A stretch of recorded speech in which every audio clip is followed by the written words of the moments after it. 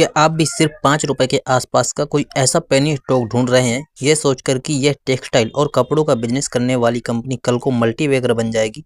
आज हम एक ऐसे ही शेयर का पूरा कच्चा चिट्ठा खोलने वाले हैं जिसका नाम है हरिया अपैरल्स लिमिटेड। इसका मार्केट कैप सिर्फ और सिर्फ 8 करोड़ रुपए के आसपास है। लेकिन सबसे बड़ा सवाल ये है कि क्या ये सच में कोई छुपा हुआ हीरा है या फिर छोटे रिटेल इन्वेस्टर्स का पूरा पैसा डुबोने का एक नया और खतरनाक जाल। अगर आप इस स्टॉक में एक भी रुपया लगाने के बारे में सोच रहे हो तो अगले 3 मिनट की ये वीडियो आपके बहुत काम आने वाली है, इसलिए चैनल को सब्सक्राइब करके वीडियो में लास्ट तक बने रहिए।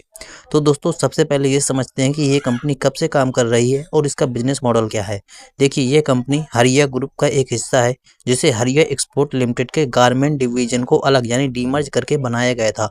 कागजों पर देखें तो कंपनी का मुख्य काम textile, fabric, readymade garments, uniform और होम फर्निशिंग जैसे प्रोडक्ट्स बनाना और उनका एक्सपोर्ट करना है। लेकिन वर्तमान समय में कहानी में एक बहुत बड़ा ट्विस्ट है। कंपनी ने अपनी मैन्युफैक्चरिंग को आगे बढ़ाने के बजाय अपनी अचल संपत्तियों यानी इमूवेबल प्रॉपर्टीज और प्लांट एंड मशीनरी को ऑपरेटिंग लीज यानी किराए पर दे दिया है।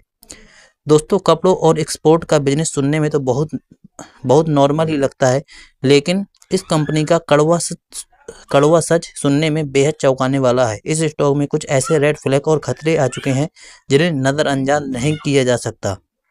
पहला दोस्तों, सबसे बड़ा झटका, यह कंपनी अपने मुख्य बिजनेस यानी कपड़ों या प्रोडक्ट को बेचकर एक भी रुपए का रेवेन्यू यानी कमाई जनरेट नहीं कर पा रही है। जी हाँ, कंपनी की कोई कोर सेल्स नहीं है। दूसरा बड़ा रिस्क, इनकी जो भी थोड़ी बहुत कमाई होती है वो सिर्फ अदर इनकम से आती है, जिसमें से अधिकांश हिस्सा संपत्तियों से मिलने वाले किराए यानी रेंटल इनकम और बैंक ब्याज से आता है।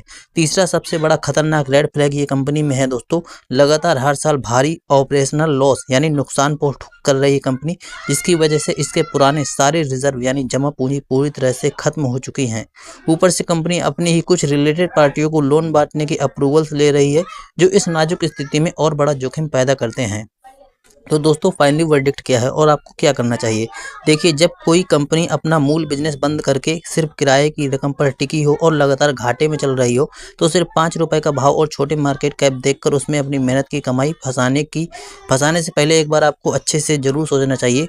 यह पूरी तरह से दोस्तों एक सेल कंपनी जैसी स्थिति में नजर आ रही है। अगर आपको इस कंपनी को सच में टैकल करना है तो सबसे बेस्ट तरीका रहेगा कि आप इसके क्वार्टरली यानी तिमाही नतीजों को लगातार ट्रैक करो।